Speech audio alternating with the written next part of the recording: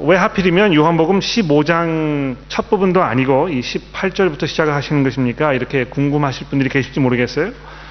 여러분 잘 아시겠지만 예수님께서 이미 요한복음 13장 이후로 다락방에서 제자들과 마지막 만찬을 가지고 계시는 그런 자리가 쭉 설명이 되고 있습니다. 그래서 이 15장에 있는 말씀도 그 다락방에서 제자들과 함께 나누셨던 그 마지막 내용의 일부분입니다.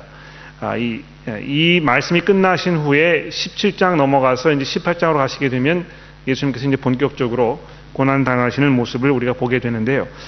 14장부터 처음 시작해서 예수님께서 제자들에게 이 평안에 대해서 많이 말씀하셨습니다. 왜 그런 말씀하셨습니까? 예수님께서 세상을 떠나시게 되었기 때문에, 그래서 제자들이 더 이상 예수님 없이 자기들끼리만 살아야 하는 그런 현실을 이제 눈앞에 두고 있기 때문에 예수님께서 미리 제자들에게 그런 것에 대해서 경고하시고, 또 너희가 앞으로 무엇을 기대할 것이다 하는 그 내용을 충분히 말씀을 하셨다는 것입니다. 이 평안과 또 하나님의 그 미리 예비해 두신 이 천국의 그 자리와 또 서로 사랑하는 그런 면에 대해서 많이 말씀을 하셨는데요. 갑자기 예수님께서 오늘 이 15장 18절 이후로 이 그 어조를 좀 바꾸셔서 전혀 새로운 그 문제에 대해서 말씀하고 계십니다. 더 이상 여기에는 어떤 그 평안이라든가 확신이라든가 이런 그 주제에 대해서 말씀하시기보다는 오늘 본문 말씀이 이야기하고 있는 것처럼 이 세상으로부터 우리가 미움받는 문제에 관해서 말씀하고 계신다는 것입니다. 좀 더 포괄적으로 우리 그리스도인들과 이 세상의 관계에 대해서 예수님께서 말씀하고 계시는 걸 우리가 보게 됩니다. 자, 그래서 특히 이 세상과의 관계의 문제에 대해서 우리가 몇 주 생각해 보기 위해서 제가 일부러 이 구절을 택한 것입니다. 그래서 그걸 염두에 두시면서 설교를 들어주시면 감사하겠습니다. 자, 오늘 본문 말씀에 보시면 예수님께서는 세상이 그리스도인들을 향해서 적개심을 품고 있다고 말씀하고 계십니다. 매우 당황스럽고 듣기에 거북한 그런 말씀임에 분명합니다. 그렇지 않습니까? 세상이 너희를 미워할 것이다. 예수님께서 이렇게 이야기하고 계시는데요. 그 어떤 분들은 이제 그 남편 미워 죽겠다고 하시는 그런 분들 계시지 않습니까? 예? 너무 귀찮게 하고 또 삶을 이렇게 막 그 제약시키고 하는 그 남편의 그런 이런 모습이 너무 쉬워서 너무 밉다 이제 이렇게 이야기하시는데, 사실 그거는 약간 장난조로 농담조로 이렇게 이야기하시는 말입니다. 자, 진심이 담겨 있지 않을 것입니다. 그렇죠? 그런데 예수님께서 그런 어조로 말씀하신 것이 아니고 정말 세상이 그리스도인들을 향해서 이 적개심을 가지고 있을 것이라고 아주 강하게 말씀하고 계시는 것입니다. 여기 말한 이 세상이라는 건 뭘 말하는 것입니까? 하나님께서 세상을 아주 아름다운 것으로, 하나님께서 굉장히 좋은 것으로 창조해서 우리에게 선물로 주지 않았습니까? 그런데 이 세상이 인간의 타락 이후에 하나님과 이 적대적인 관계에 놓이게 되었다는 것입니다. 여러분, 요한복음에 있는 말씀을 우리가 들을 때요, 이 세상이라는 단어를 여러분 잘 이해하시는 것이 중요한데요. 이 세상은 중립적인 세상이 아닙니다. 세상은 하나님에 대해서 아직 마음을 정하지 못해서 그 소식을 기다리고 있는 어떤 그 중립적인 입장에 있는 사람들이 아니고요. 이미 하나님과 이 전쟁을 치르고 있는, 하나님과 이 적대 관계에 있는 그런 세상이라고 지금 말씀하고 있는 것입니다. 그래서 그 세상이 지금 이 예수 그리스도의 제자들인 여러분과 저를 미워할 수밖에 없다고 예수님께서 말씀하고 계십니다. 자, 왜 그럴 수밖에 없는지에 대해서 예수님께서 본문 말씀을 통해서 몇 가지 이유를 설명하고 계시는데요. 그거를 조금 살펴보도록 하겠습니다. 먼저 18절의 말씀을 보십시오. 여기 보시면 예수님이 이렇게 말씀하십니다. 세상이 너를 미워하면 너희보다 먼저 나를 미워한 줄을 알라. 자, 여기 예수님 말씀하시는 것은 세상이 너희를 미워할 수도 있다 이렇게 이야기하시는 것이 아니고요. 세상이 먼저 나를 분명히 미워했기 때문에 너희들도 미워할 것이라고 말씀하고 계시는 것입니다. 그렇지 않습니까? 세상이 분명히 예수님을 미워해서 예수님께서 어떤 결과를 겪으셔야 했습니까? 십자가에 못 박히심을 당했다는 것이죠. 예수님께서 그런 그 참혹한 경험을 하실 수밖에 없었던 것처럼 여러분과 저도, 예수 그리스도를 따라가는 여러분과 저도 세상으로부터 미움을 받게 될 것이라고 말씀하고 있는 것입니다. 이미 예수님께서 경고하셨기 때문에 그런 것을 우리가 경험했을 때에 별로 그렇게 놀라지 말라는 것입니다.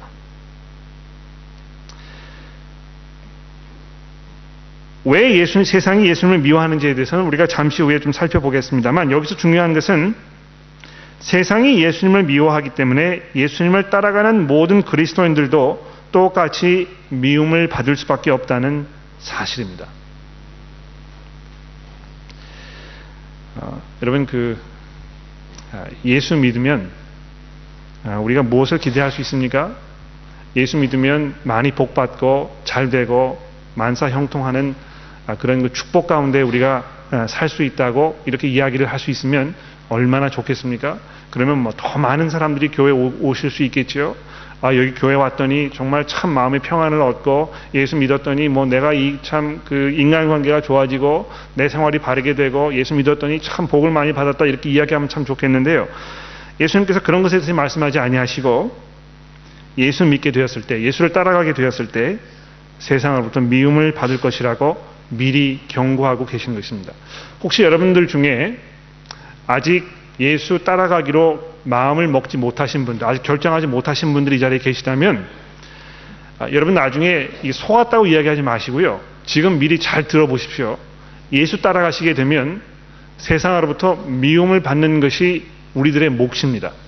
그래서 예수 믿기 전에 이런 그 큰 대가를 치러야 할 수밖에 없다는 것을 여러분들이 미리 이해하시고 예수 믿기로 결정하십시오.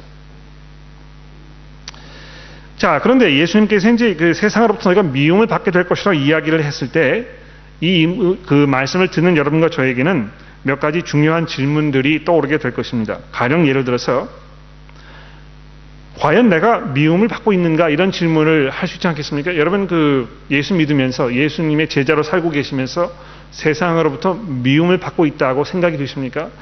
정말 내가 이 세상 사람들로부터 박해를 받고 세상 사람들이 정말 나를 싫어하고 내가 외톨이처럼 살고 있구나, 이런 생각을 하시는 말입니다. 첫 번째 질문이고요. 또 그렇지 않다면 예수님께서 뭘 잘못 말씀하신 것이 아닌가, 이런 생각할 수 있겠죠. 이건 내가 예수 따라가는 생활을 산 지가 지금 벌써 30년, 40년이 됐는데 내가 별로 그렇게 미움을 받는다고 생각이 되거나 내가 신변의 위험을 느끼거나 그런 상황이 아니다. 이런 내 생활에 비춰보았을 때 예수님께서 지금 무슨 으름장, 쓸모없는 어떤 빈말을 하시는 거 아닌가, 이런 생각을 우리가 할 수 있을지도 모르겠습니다. 미움을 받을 때 어떻게 대처해야 할 것인가 하는 문제도 생각이 나시겠죠.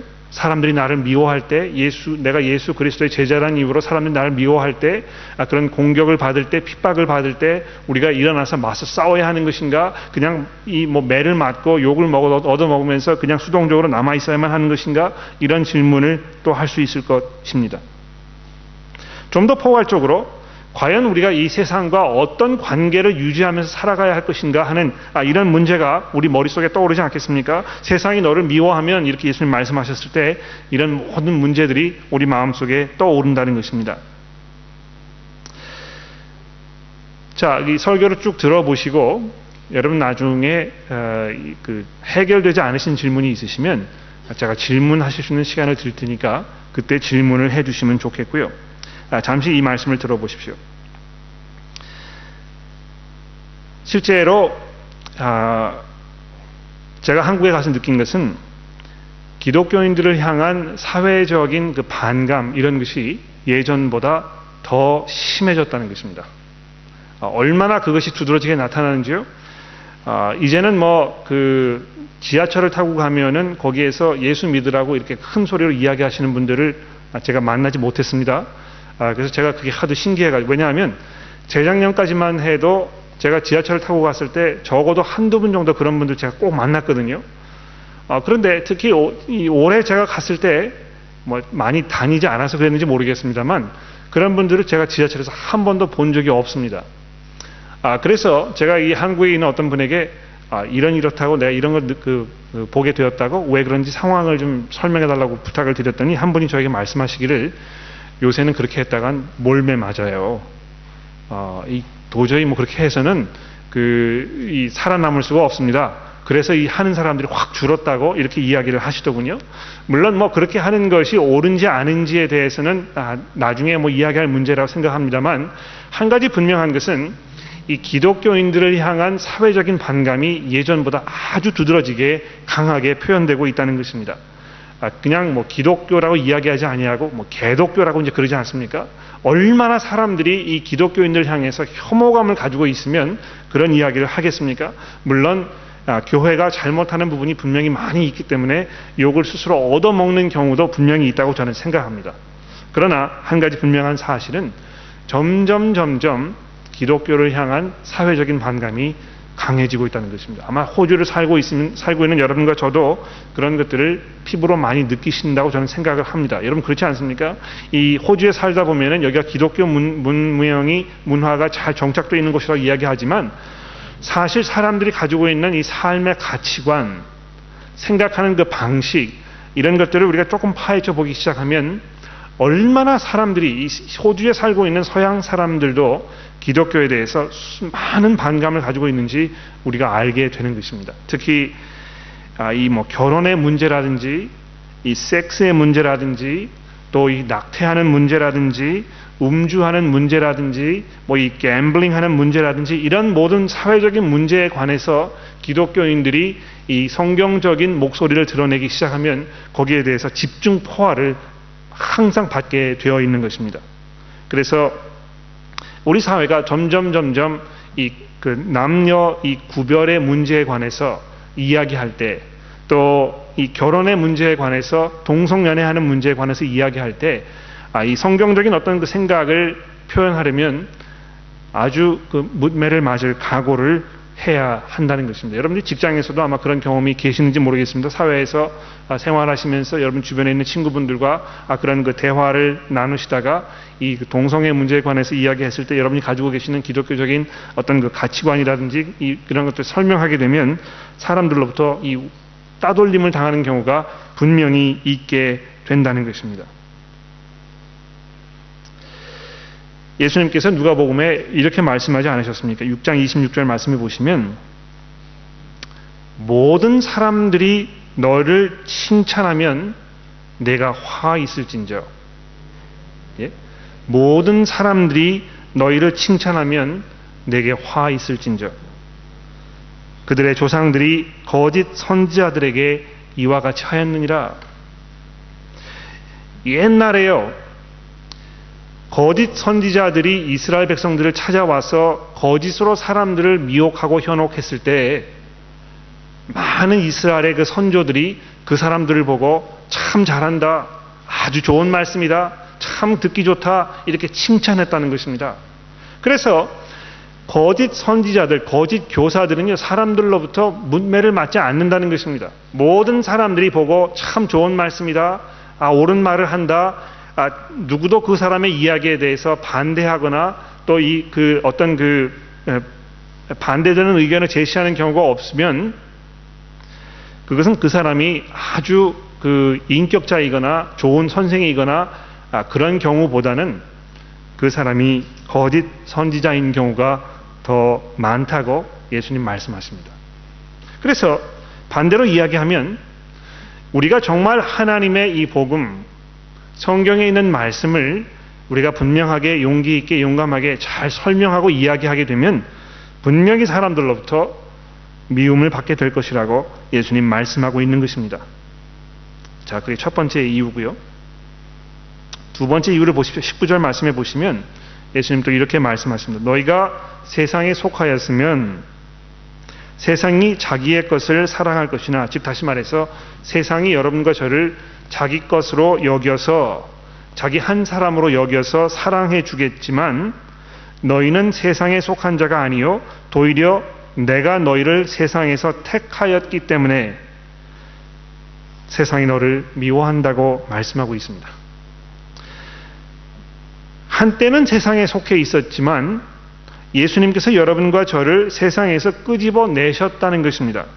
그래서 여러분과 제가 그 세상과 이렇게 비교했을 때 아주 확연하게 이 차이점이 드러날 수밖에 없다는 것입니다.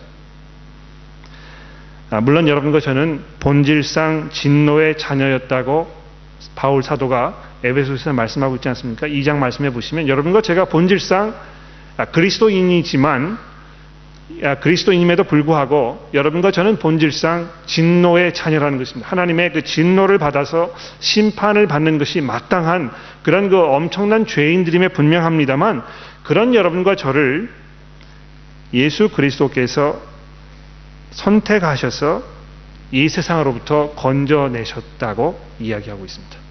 그런 이유 때문에 분명히 세상이 여러분과 저를 미워하게 된다는 것입니다. 여러분 그런 경험 있으시죠?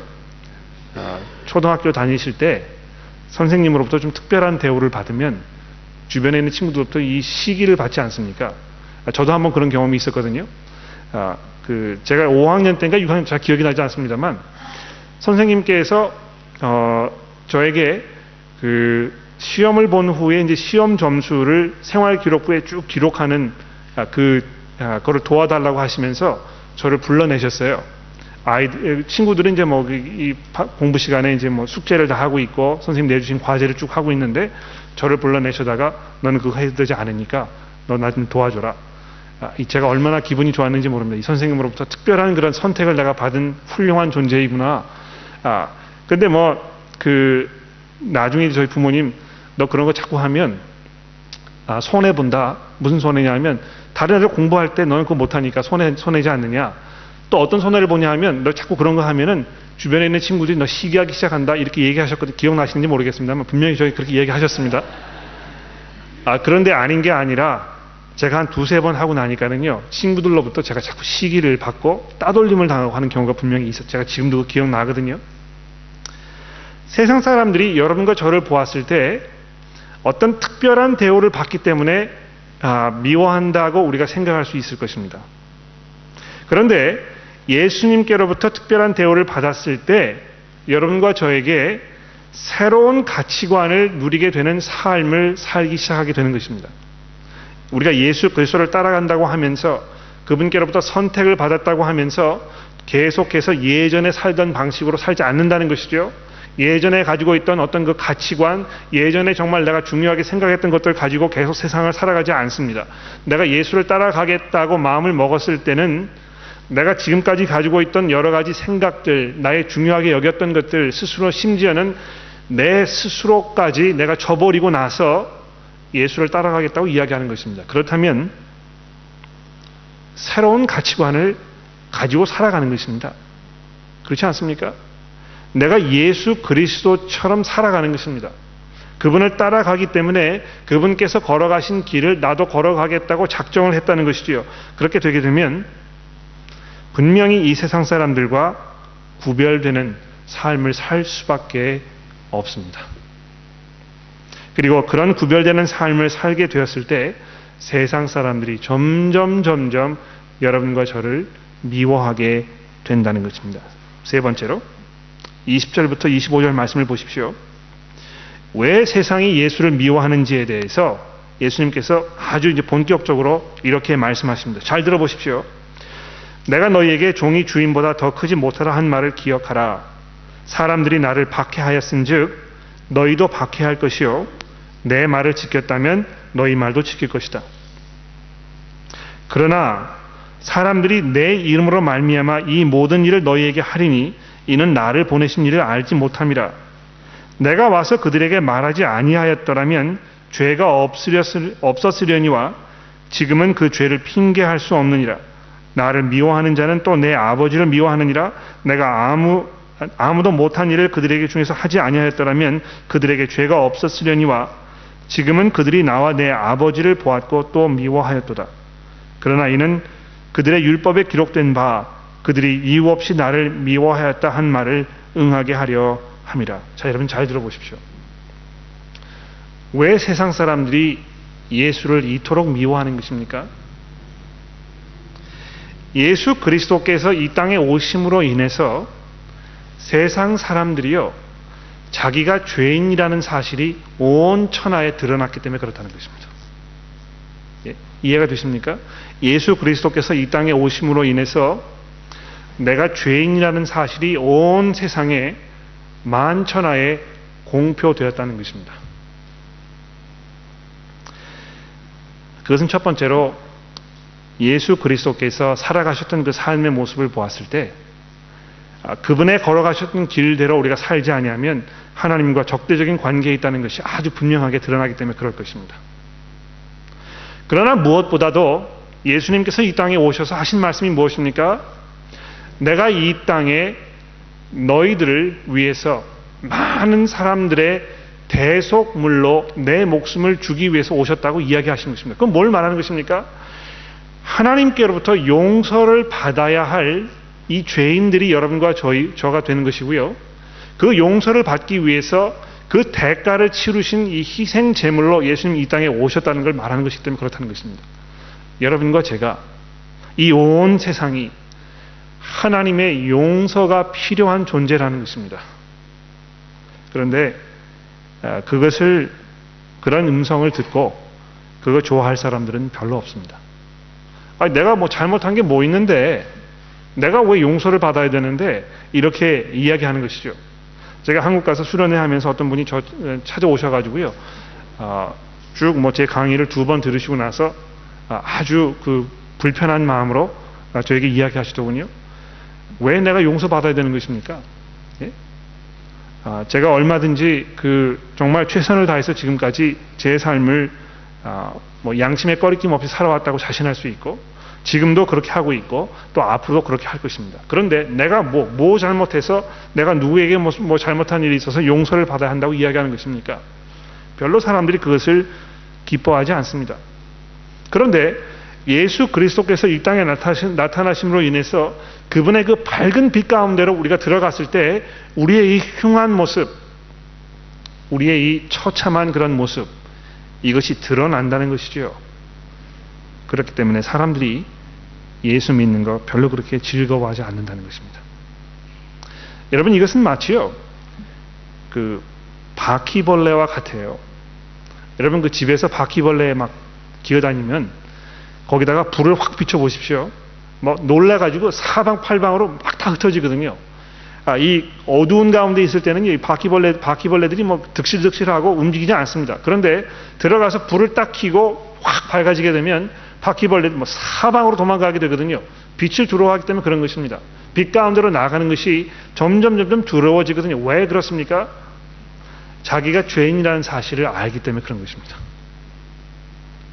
여러분과 제가 예수 그리스도 앞으로 나아갈 수 있었던 그 이유가 무엇입니까? 여러분과 저의 어떤 스스로의 결정이었을까요? 그렇지 않습니다. 여러분과 저는요, 빛 가운데로 나아갈 수 있는 그런 용기도 없고 그런 힘도 없고 그런 마음도 없었다는 것입니다. 오직 하나님께서 그 능력으로 여러분과 저를 하나님의 그 은혜 가운데 불러주셨기 때문에 저희가 나아갈 수 있었던 것이죠. 저희 자유로 그렇게 한 것이 아니라는 것입니다. 모든 사람들은 그리스도께로 돌아설 마음을 가지고 있지 않습니다.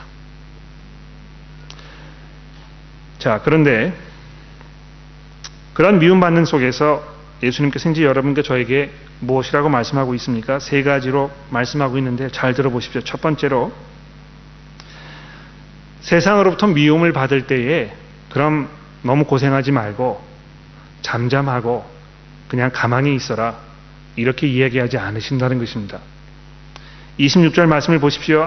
내가 아버지께로부터 너희에게 보낼 보혜사, 곧 아버지께로부터 나오시는 진리의 성령이 오실 때에 그가 나를 증언하실 것이요 너희도 처음부터 나와 함께 있었으므로 증언하느니라, 이렇게 이야기하셔서 여러분과 제가 이 땅에서 세상으로부터 미움을 받을 때 해야 할 그 일로 뭘 말씀하고 계십니까? 예수를 증언하는 일에 대해서 말씀하고 있습니다. 어떤 면에서 이것은 마치 서로 엇물려 돌아가는 이 톱니바퀴와 마찬가지입니다. 세상이 점점 여러분과 저를 미워할 것이고 점점 미워하는 가운데에서 여러분과 저는 계속 예수를 증언해야 될 것이고, 여러분과 제가 계속해서 예수를 증언하기 때문에 점점 더 세상으로부터 미움을 받게 되는 이런 이 악순환, 어떻게 이야기하면 이 악순환이라고 얘기할 수 있겠죠. 이것이 반복되는 삶을 이 땅에서 여러분과 제가 살 수밖에 없다는 것입니다. 자, 여러분, 세상으로부터 미움을 받는 것이 마땅한데요. 여러분과 제가 세상으로부터 그런 미움 받는 것이 우리의 경험이 아니라면, 지금까지 우리의 경험이 아니라면 몇 가지 옵션이 있습니다. 그 이유는 첫 번째로 우리가 충분히 세상을 살지 않았기 때문에 그럴 수 있습니다. 그러나 제가 돌아보니까 여기 한평생 사신 분도 계시고 인생의 반 정도 사신 분도 계시는데 충분히 사셨거든요. 그 정도 사셨으면 세상으로부터 미움을 받아도 10번 이상 미움받은 충분한 시간이 된 것입니다. 두 번째로, 아직 우리가 예수를 증언하는 삶을 적극적으로 살지 않기 때문에 그럴 수 있습니다. 세상 사람들이 여러분과 저를 보았을 때 별로 구별이 되지 않는 것입니다. 세상 사람들이 가지고 있는 가치관과 세상 사람들이 추구하는 삶의 방식과 세상 사람들이 추구하는 그 삶의 평안함과 세상 사람들이 가지고 있는 그런 삶에 대한 모든 전반적인 것들을 우리가 다 가지고 그대로 살고 있기 때문에 세상과 구별되지 않는다는 것입니다. 구별되지 않을 뿐만이 아니고요, 예수 그리스도에 대한 이 분명한 증거가 우리 삶 속에 없기 때문에 우리가 박해받지 않을 수 있다는 것입니다. 여러분, 여러분의 삶을 돌아보십시오. 지금 내가 예수 믿는다고 해서, 내가 예수 따라간다고 해서 세상으로부터 미움을 받고 있습니까?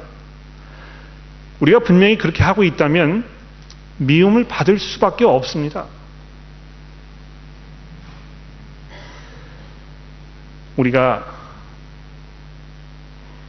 그냥 이 사적인 자리에서 주변에 있는 친구분들과 점심 먹으러 나아가서 사는 삶에 대해서 이야기하다가 교회에 대해서 이야기하고 복음에 대해서 이야기하고 예수 그리스도에 대해서 이야기하게 되면 사람들이 먹는 자리에서 그런 얘기 하느냐고 이렇게 얘기하지 않습니까?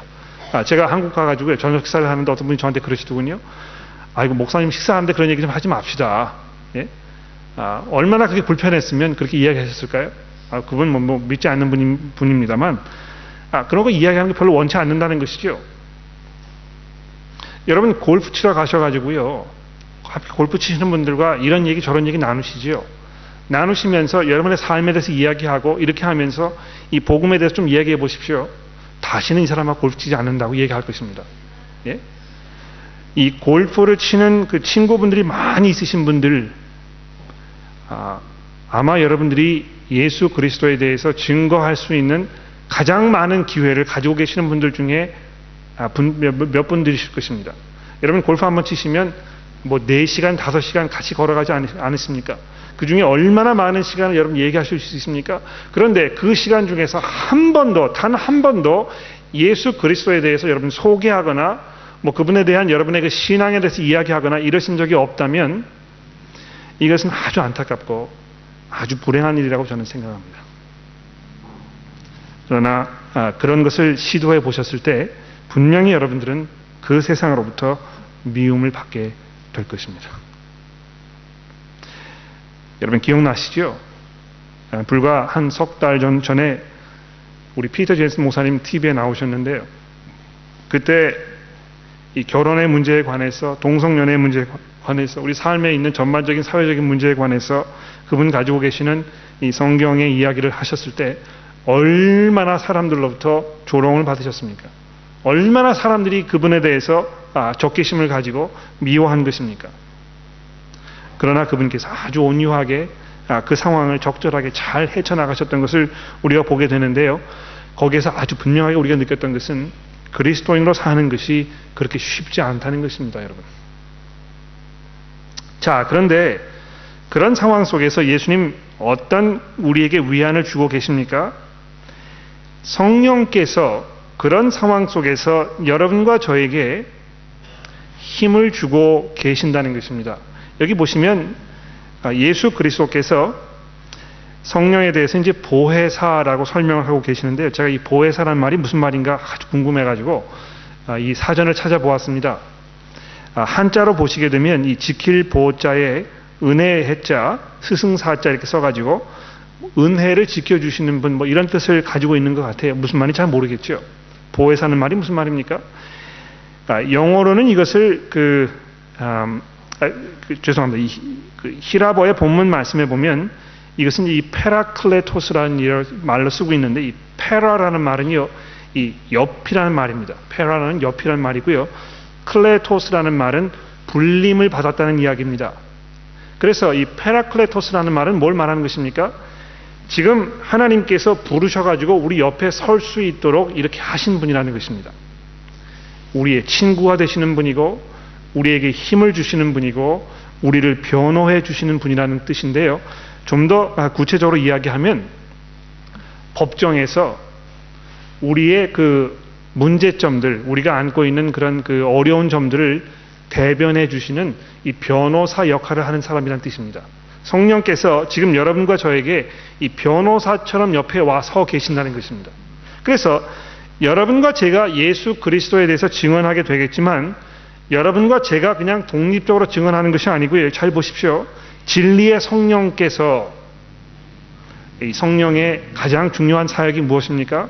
여러분과 저로 방언하게 하는 것입니까?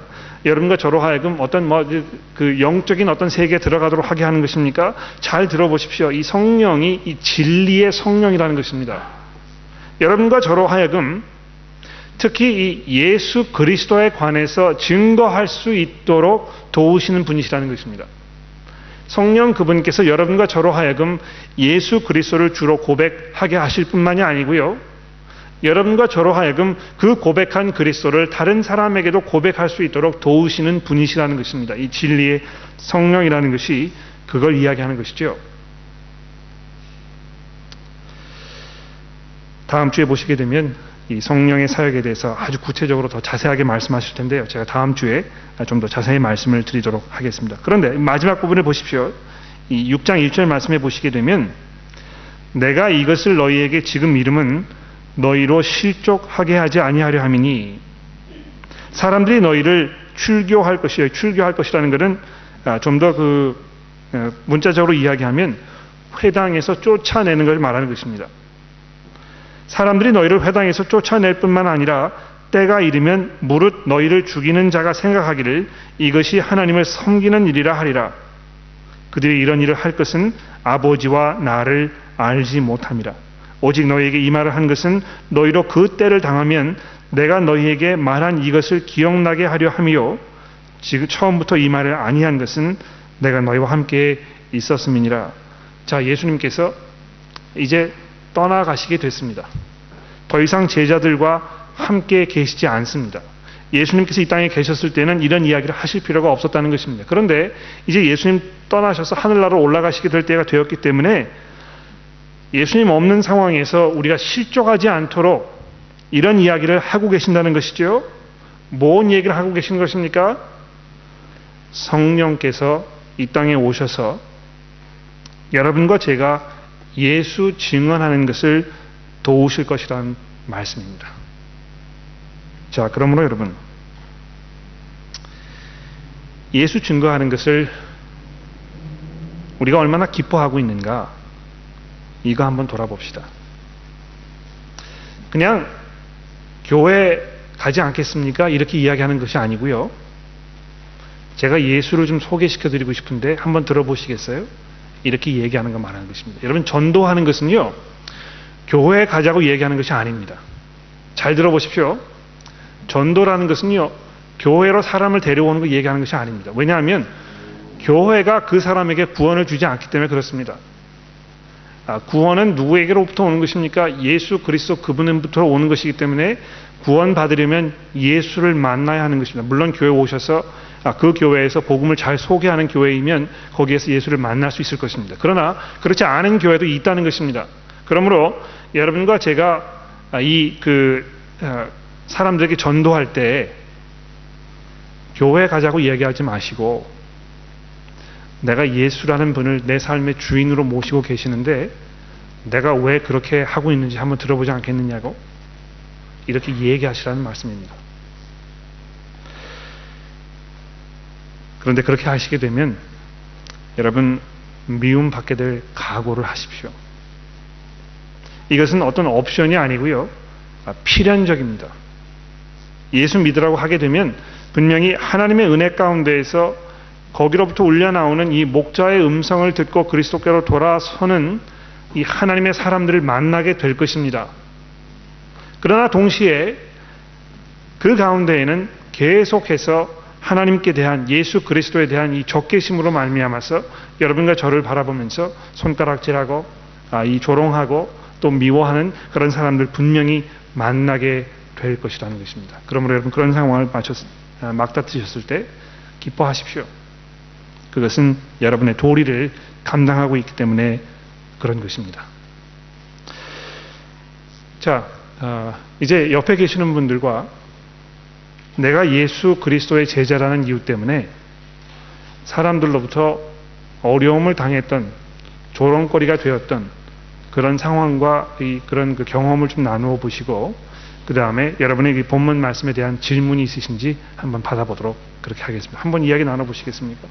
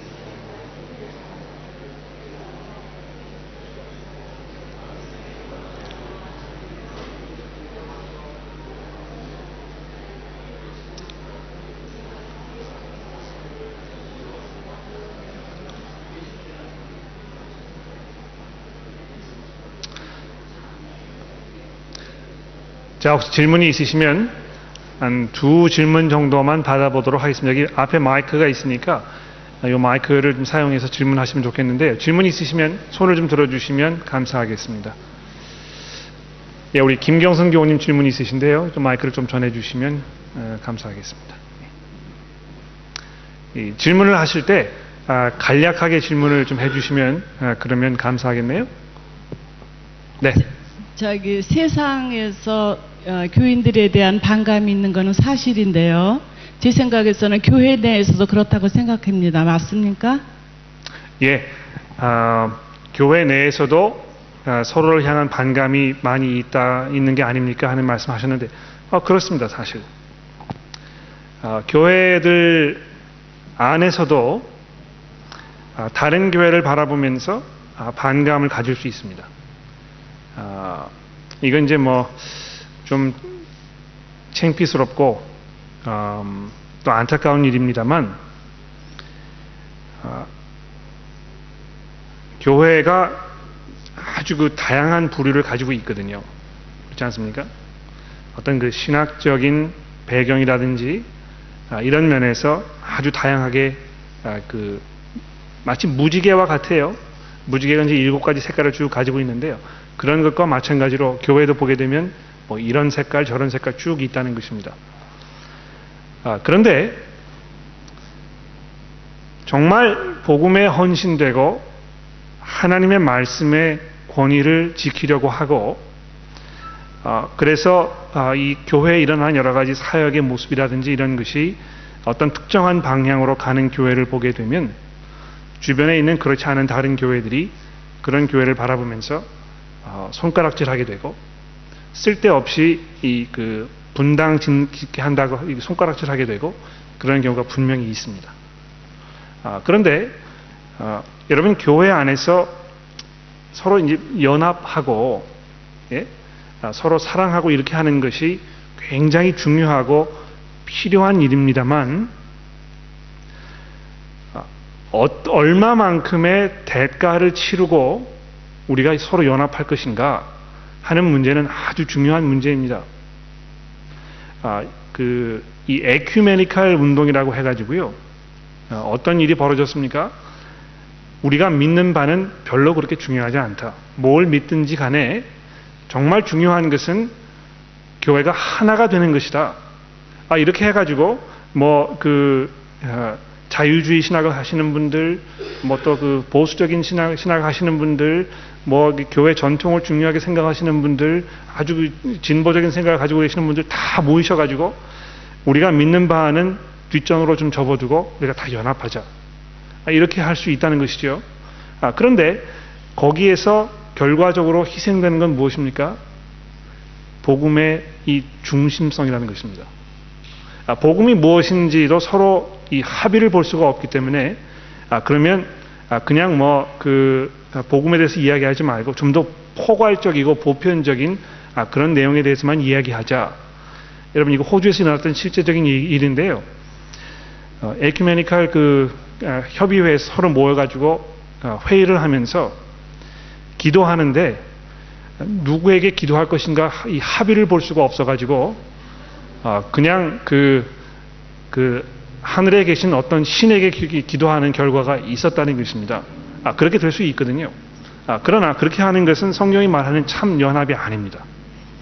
정말 이 복음의 진수를 지키게 되면 교회 내에서도 우리가 어려움을 겪게 되는 경우가 분명히 있다는 거 기억하시면 좋겠습니다. 또 질문 있으십니까?